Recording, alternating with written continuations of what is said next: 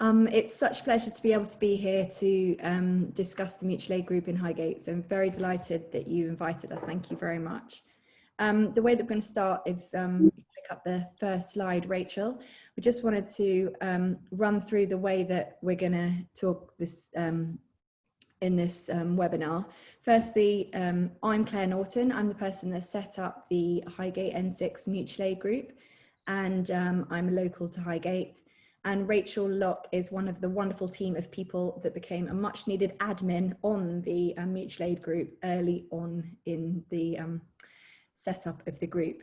So this page just shows you a brief overview of the talk and what we will cover. So I'm going to start by discussing the formation of the Highgate N6 mutual aid group, how it came about.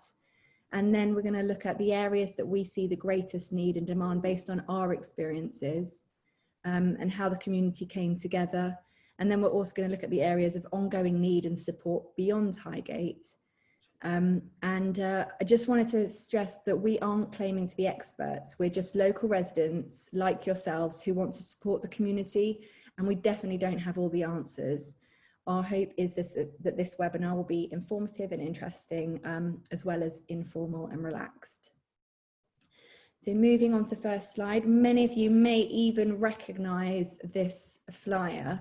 So the mutual aid group itself came about very quickly. I was trying to find a means of supporting my street and my street area, and I joined other mutual aid groups around. I joined the Camden Highgate mutual aid group, and I joined the Hornsey Lane mutual aid group, which is very near me, and they all just said, no, I'm really sorry, N6 isn't covered. You're not covered in this group. So I decided to bite the bullet and set up my own, not realizing quite how it was going to snowball. And very quickly found out that WhatsApp has a limit of 250 members. So I set up the WhatsApp group, and once it got full, we had to very quickly scramble together to set up a Facebook group, and then encourage those people who were on the WhatsApp group who were members of Facebook to migrate across to the Facebook. And as you can see by this slide, we currently have 180 people on the WhatsApp group and 260 people on the Facebook group.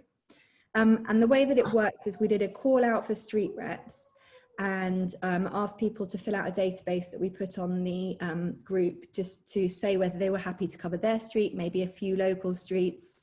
And then we encouraged them to leaflet. And this is the leaflet that we used it was one that many of you will recognize it, either from getting it through your own door locally, or because it's the one that went viral and was in all the papers. And rather than reinvent the wheel, I just suggested to the street reps that we use this one because it seemed to cover everything. So we got reps to leaflet, and then we encouraged them to set up smaller WhatsApp groups for their streets and street areas. And as you can see from this slide, we've got 42 street reps and 24 secondary reps covering an area of 69 streets. So that was extremely successful. And a few weeks into the crisis, before the NHS response group was properly up and running, Highgate Group Practice Care Coordinators got in touch, and they started to ask us if we can help a few people too. So people who, whilst they weren't shielding, were elderly or are elderly and vulnerable and needed some extra support. So that was another way that we got some referrals. Our group has worked primarily on the Haringey side of the village, hence the N6. Because the Camden side had a separate group, as I've mentioned already, and that was already covering a really huge area, and they also had different needs. There has been some crossover and there's been plenty of communication, but we have been separate groups. There are also lots of other mutual aid groups from Hornsey to Crouch End and Tottenham, so pretty much every ward in Haringey I know has got a mutual aid group. As I said, we've got the 42 street reps. There were some streets that already had their own setups and neighbourhood watch groups. So we just encouraged someone from each of those to be on our main group, just to relay information as and when that was necessary. It has all been about local grassroots help. So trusted people who live on your street or very nearby You know, it's much easier if you know you've received a leaflet and you know they live 5 doors up from you or 10 doors up from you, to think, okay, I know where they live, I can trust them. But yes, and one of the things I would like to just sort of emphasize is that this mutual aid group has not been a political thing. We've very clearly wanted it to be a really positive, welcoming group for absolutely anyone that wanted to join. Yeah, anyway, I'm going to hand over to Rachel, who will now tell you a little bit more about how the group has worked. Great, thanks, Claire.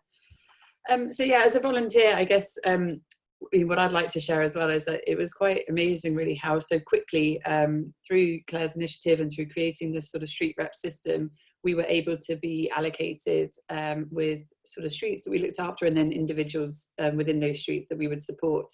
It was quite a complex web of activity that Claire was managing behind the scenes, but it just seemed to happen so smoothly from our side, from the perspective of being a volunteer. And so the way it worked is that once we had identified people, or people had come forward to us asking for support, or we'd been linked to people, there's various things that we might support them with. For many, it was actually around weekly shopping, or even just sort of emergency groceries. If we were able to get hold of them, obviously there were some challenges with certain items like loo rolls early on in lockdown, if everyone remembers. We also did things like prescription deliveries, and the pharmacies were amazing at letting volunteers come in and collect on behalf of other people and provide sort of proof of address, etc.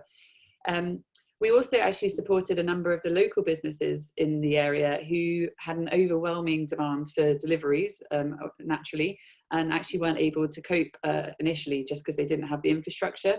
So for many volunteers who had vehicles, they were actually driving around delivering grocery boxes or essential items on behalf of these businesses, who then did a really amazing job at actually sorting, figuring it out for themselves. But it took a couple of weeks, and I think it was really helpful to them and to the individuals to have that sort of support initially. We did quite a lot of signposting to support services where people found themselves facing new challenges or had specific inquiries and didn't know how to get support early on in lockdown. And a lot of check-in chats. So once as a volunteer, the way it worked for myself, but I think many others, is you kind of ended up with a bubble of people that you would support. They'd either come to you directly as a result of the flyers, or be linked, or as a friend of someone that you had supported. And what we tended to do is, once you'd sort of provided them some initial support, whether shopping or prescriptions, you would then just check back every week or two and just make sure that things were going okay, make sure that they knew that the support was still there if they needed it. Although what we did find as well is that within a few weeks, people had also started to find some sort of their own local networks, and neighbours have started coming forward and doing online shops for people and that kind of thing. So yeah, it was amazing how it all rolled out. The group also did a lot of support for food banks. We'll talk quite a lot about food banks later on in the presentation. But there was a huge increase in demand, and what the N6 WhatsApp and Facebook groups were able to do was really pinpoint what was needed and where, and then tell people how they could get those items to be delivered or donated. So that was a really, really successful part of this group. And then we also tried to sort of promote lots of local initiatives and businesses, and including entertainment, recognizing how important that was going to be, and the need for people to have social distractions and diversions, and to sort of not suffer so much from the loneliness or that can come about from isolation. So here's a slide showing some of the amazing things that happened during lockdown that really brought the community together. We, as a group, we sort of got street reps to try and host quizzes online. We did online concerts where we had a concert pianist playing into people's living rooms, which was amazing. And obviously not all of these initiatives were led by the N6 group, but I think what we were able to do is really try and push and promote and push people into these events. So the Highgate Festival, which did an amazing job this year going online and provided the diversion for a lot of people. Jackson's Lane did an online circus course or classes, which were really popular, particularly with kids, as you can imagine. And obviously local businesses like the Red Lion and Sun, it was amazing to see them be able to stay open in some capacity, providing their sort of outdoor beer garden off-license service. And in the picture of the young boy there, is actually on Clare's street. There was someone who had graduated from medical school during lockdown, and obviously graduations weren't happening as normal. So the street came together and sort of created their own mini graduation with pictures like this and just sort of general socially distanced celebrations. So amazing sense of community. And I'm sure many of you also had your own awesome experiences during lockdown, which we'd love to hear a bit about. Of course, we can't forget, and I'm just going to play a short video for sort of memory for everyone, of the Thursday night 8 p.m. Clap for Carers, which was also an amazing opportunity to bring streets together. I certainly felt on my street every Thursday when I'd step outside that it was just nice to look around and see the same faces and have a little smile and a nod and a wave to your neighbours. So here's a little video.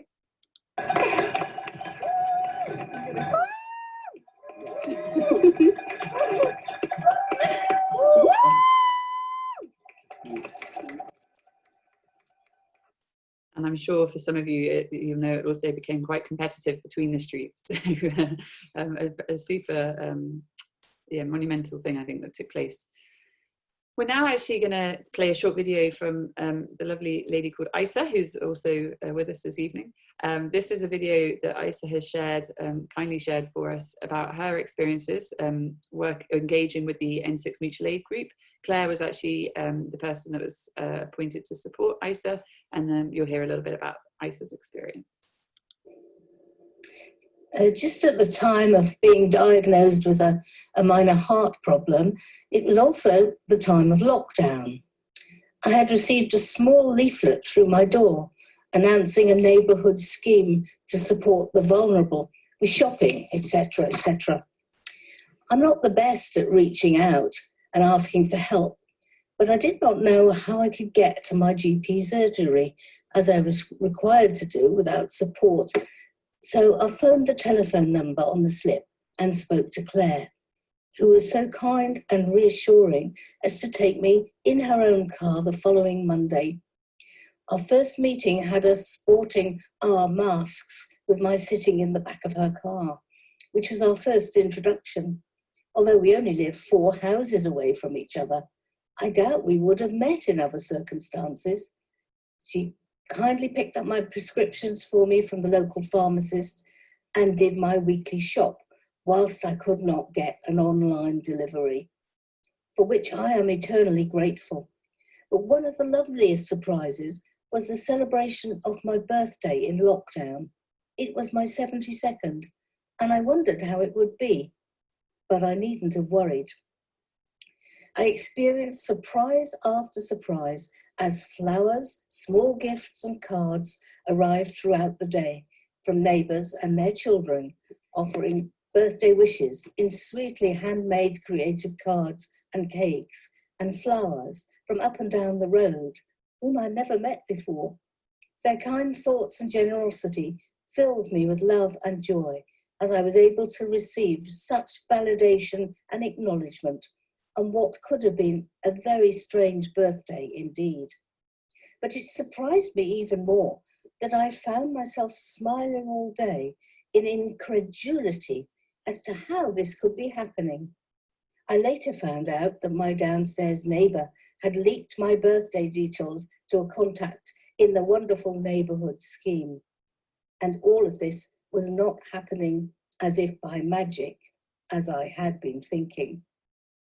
It's a lovely video there from Isa, and thank you, Isa, for sharing that. I think it also raises a couple of important points that we should also flag around, particularly in the early stages. It's a simple concept in as much as linking volunteers to individuals, but there were quite a few things that we had to consider and to sort of create plans for, such as issues of trust. Obviously, it's quite nerve-wracking on both parts to introduce 2 strangers, and even in times of a pandemic, you know, we had to make sure that people felt comfortable, felt safe, and that they could trust and be trusted in sort of the volunteer relationship.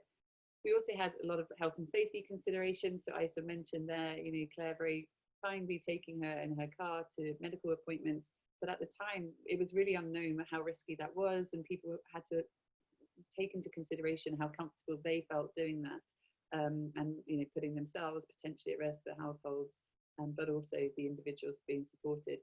So what was great about the sort of small leadership group that we formed was that we were able to have a few phone calls initially to talk through some of these challenges and make sure that we had plans in place, or that we were able to provide the right amount of information and guidance to people, whilst also acknowledging that we're not experts or professionals and we're just volunteers. So that was a really helpful, I think, part of the small leadership group that was formed. So in terms of areas of ongoing need, I think it's also important to say that when the N6 mutual aid group was set up by Claire, and when we were talking about it in the early days, it was very clear that we had no intention for it to become a permanent organisation or institution. It was very much about crisis response during lockdown, and then also trying to see what we could do, or what the needs were going forward, and how we could best support people.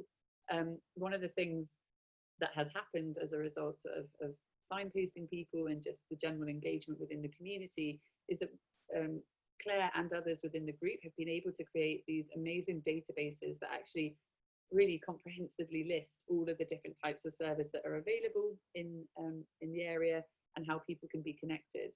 And for us, what's really important is that we don't want to try and duplicate the work of some amazing organisations that already exist and actually struggle themselves to stay open financially, but rather we want to push support to those organisations, push people to those organisations, and reduce the need to have the mutual aid group.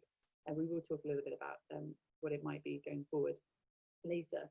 So obviously in Highgate, it's a very diverse community, covering the 3 boroughs, and each of those boroughs varies quite dramatically as well.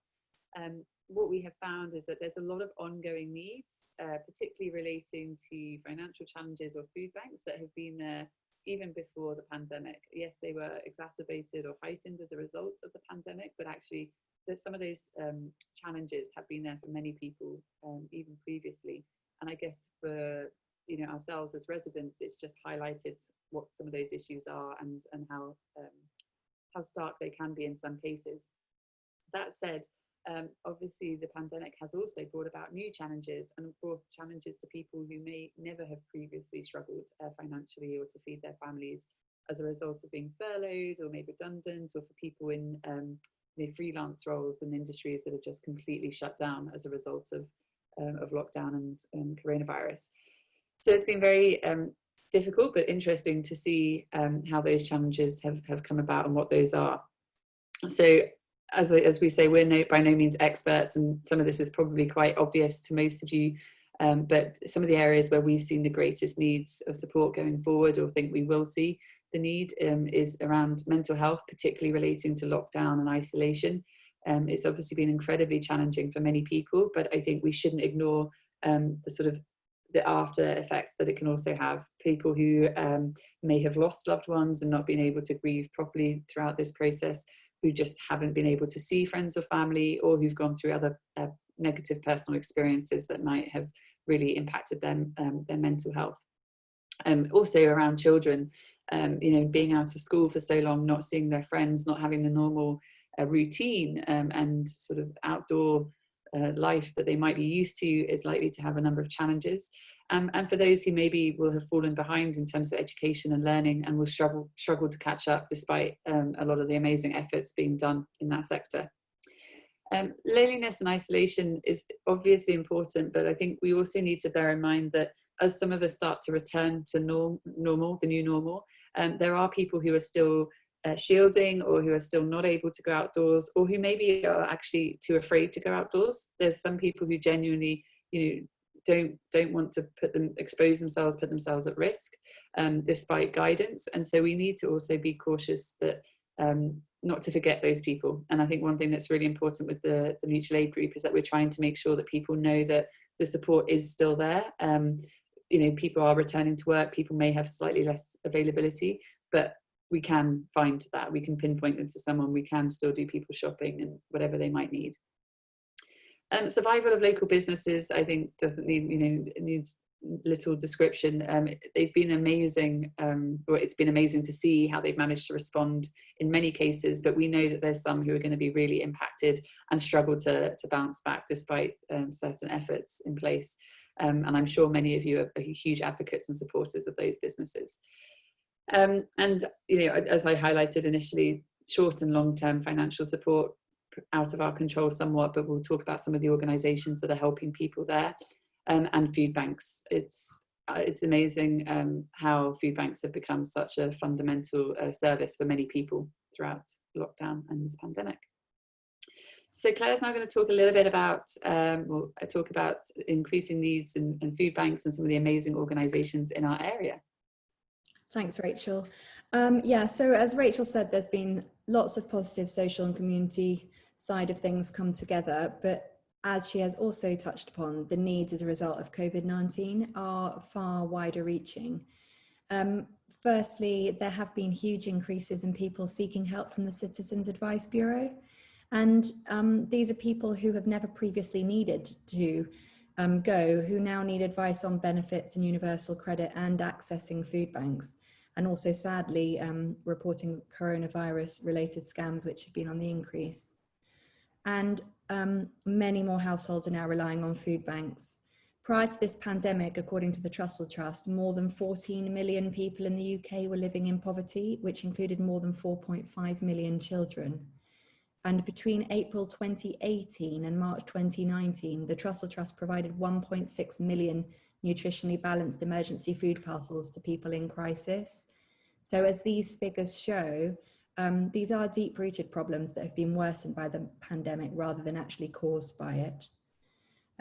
As well as the Trussell Trust, which has got locations in Muswell Hill and spread across the country, there are other ways to support food banks in this area. Firstly, there's the Highgate Newtown Community Centre, which at the start of the pandemic set up a response team. Since April, they have delivered 877 food parcels, and they've provided hot meals to 43 different clients and taken 1,163 calls to their helpline. So you can see that they're really filling a need. There are also many other local food banks from Tottenham through to East Finchley that need support. But talking about these food banks, it leads me on to talk about Food Bank Aid North London, which I'm sure that many of you have already heard about. It was set up by the amazing Naomi Russell, who was one of the early joiners to our mutual aid group.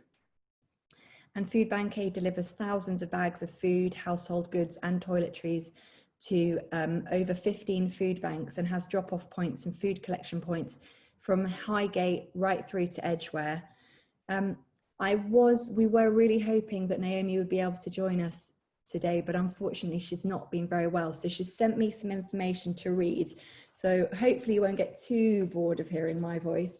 But I'm just going to read what Naomi has said just about Food Bank Aid. Food Bank Aid was established in late April and is a group of volunteers collecting and delivering donations of much needed food and household goods to currently 16 local North London food banks. We collect, sort and deliver to food banks what they need and therefore eliminate waste and stockpiling, making coordinated collections from donors throughout North London. By establishing specific needs of each food bank, we can ensure optimum delivery and minimum waste of a wide range of non-perishable foods, toiletries and household products.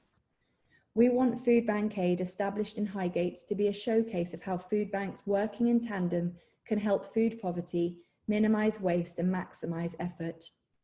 Sadly, the demand is now growing speedily and dramatically. This is as a result of the impact of COVID-19 on our communities, and it is expected to continue to worsen significantly. Highgate Newtown opened in response to COVID. The first week was just under 40 parcels. Now they're doing 80, food for over 250 people per week. The Ringcross Community Centre, part of the Alexandra Wiley Foundation. Lindsay Wiley of the Alexandra Foundation reported that in 1 week, 310 people received help from the food bank, and the average family is 5 people. That's over 1,500 mouths to feed. Pre-COVID, the maximum number of people attending was 75 per week. They all see a new wave of people who are in need for the first time, coming from, for example, the travel and hospitality sector, the beauty sector, the arts and entertainment sectors. Huge swathes of people now being made redundant or running out of savings and having to face food poverty. Children have been home all day and household bills are rocketing.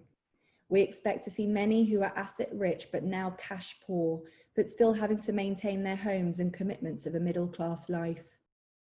We currently distribute around 1,500 bags of goods per week. We want to establish a sustainable foundation for receiving and delivering goods to the food banks, securing the support for the hundreds of families and individuals who are becoming reliant on food banks for survival. The help we need from the Highgate Society, foremost donations, financial and food, journalism contacts to help spread the word to other societies and similar organisations, publicise us in your newsletter, sponsorship for printing, banners and posters. We have drop-off points across North London, 3 in Highgate, 1 near Kenwood, 1 in the Highgate hub near the Heath, and 1 in the heart of Highgate Village. So that just gives you a real example of what Food Bank Aid is doing, and they really are doing an absolutely tremendous job. So yeah, they definitely are benefiting from the support. And if we move on to the next slide now, Rachel, brilliant, thanks. So this is just a slide I wanted to tell you a bit about the supporting and being part of the community more widely. We are, as Rachel's already said, we are really lucky to be part of an amazing, diverse group of boroughs with many different communities with very different assets. However, there are many deep-rooted problems, and these have been worsened by the pandemic. There is a desire for change, and there are lots of amazing people working at a grassroots level to make changes. And there are ways that you can support them, and we can support them as a community. Firstly, time, volunteering, whether it be HR skills, marketing, fundraising, IT support, or communications. Food banks, as we've already said, they always need drivers, packers, and of course, donations of food, toiletries, and household goods. And also the check-in and chat. So Rachel's already talked about this. There are various organisations such as Haringey Reach and Connect and Silverline that want volunteers to phone isolated, vulnerable, or simply just lonely people. With over half of people over 75 living alone, that's quite a big statistic of people that are on their own. But also those that were on the shielded list were asked to isolate on their own for 12 weeks. So that's quite a big deal. At this point, I would sort of like to emphasize what Rachel said about, you know, most of our lives are starting to shift back to some semblance of normality, but we must remain aware that there are still a lot of people who are worried and alone. So if you think you have neighbours in this position, do knock on their doors and check how they're doing. Give them a call, check that everything's going okay. There are lots of other valuable grassroots organisations working across our local boroughs, and many are supported by organisations like Haringey Giving. These are independent partnerships led by local residents. They're not political organisations. They're supporting their boroughs. And they work closely with community organisations, local businesses and funders across Haringey to provide small grants for projects that meet a need identified in the borough. And as I said, there are other similar initiatives happening in Camden with Camden Giving and Islington Giving too. And these are always looking for funding and volunteers to help. So any support is very welcome. And it is possible, I'd just like to add, because I was asked this, it is possible to just volunteer for a slot. You know, if you're only available on Tuesday morning, but you'd like to give your Tuesday morning, let these organisations know. They're really happy to work around their volunteers. You know, they welcome people with skills to come and help them out. So I'd just sort of like to finish this bit about supporting being part of the community by showing you a couple of organisations that are working in the area who are supported by Haringey Giving. One of them, Pram Depot, they support new mums in hard to reach communities. And the second one that we're going to watch is Sister System, who support and empower the community's most vulnerable girls and young women. So hopefully this gives you a little picture of just a couple, and there are lots of grassroots organisations working, but these are just a couple that we thought you might enjoy seeing. I think that, you know, basic support for vulnerable people should be given by all of us, it shouldn't be down to individuals to support people. You know, we should all be thinking that the whole of society needs to support the most vulnerable. We've been getting quite a lot of requests from people that we wouldn't normally support, because normally we sort of specialise in reaching the really hard to reach women, no recourse to public funds, women in domestic violence unit, and people that aren't being supported by social services or health care professionals.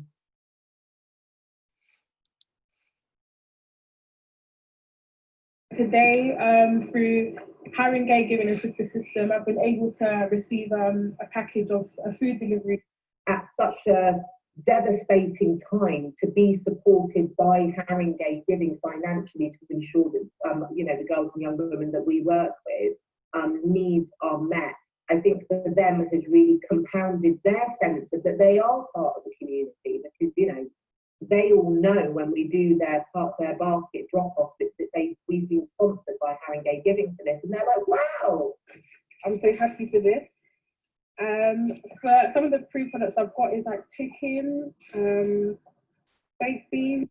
Wow, this is really nice. Cereal, thank God. Even peri chicken. When you're 17, 18 and you're sitting in your semi-independent hospital on your own and your social worker's gone into self-isolation, for us, our phones just went mad. We had to respond quickly. So I really appreciate this box. Like without this system, Highgate Giving, like I won't have an opportunity to get food for my everyday from Monday to Sunday. Do you know what I mean? And it's really given me a sanity and a peace that I have this. Essentially, Highgate Giving has enabled us to meet their physical, emotional, and mental needs. The system is very supportive and very helpful. Thank you, guys. Amazing. So yeah, as Claire said, just a couple of organisations of many who are doing amazing work out there. So we really do encourage you to go onto their websites, have a browse, have a look at, see what organisations are of interest to yourselves, and really think about ways that you might be able to support or would be interested in being in touch with them going forward. So that brings us to the end of this presentation. We'd just like to say thank you all for taking the time to listen to us. We hope that it's been informative. As we said at the outset, this really is just a grassroots initiative that stemmed from Claire having the willingness and bravery in some parts to sort of get this moving. It's a model that has been replicated across the country and possibly globally, to be honest, but it's worked really effectively, and it's, you know, we've all really enjoyed being part of it. We would love to hear from any of you if you are interested in volunteering going forward, or if you have any questions. You can send it to the email at the top here, highgatecaremongers@gmail.com, or you can find the mutual aid group on Facebook. Just search for Highgate N6 Mutual Aid, and you can request to join. We've also got the details here for the Food Bank Aid North London, should you want to be in touch with them or follow them on Facebook, and then the links to the other websites. So thanks again for myself, and Claire, I'll leave it to you to say the final words.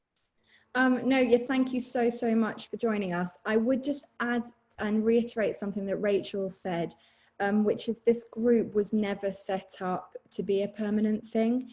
It has been an absolutely fantastic mechanism for coping with this crisis, and the community, it has been rather overwhelming the way the community has come together to help itself.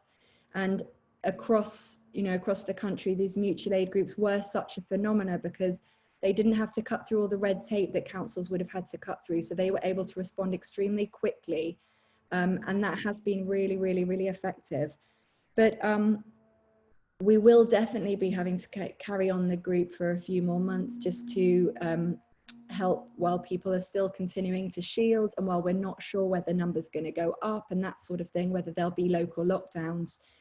And we are aware there is a lot of wider need.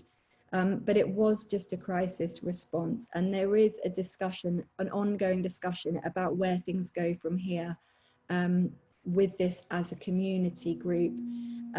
So if you do have thoughts and ideas, we really would welcome them. Please email Highgate Caremongers and let us know how you'd like to be involved, if you've got any thoughts.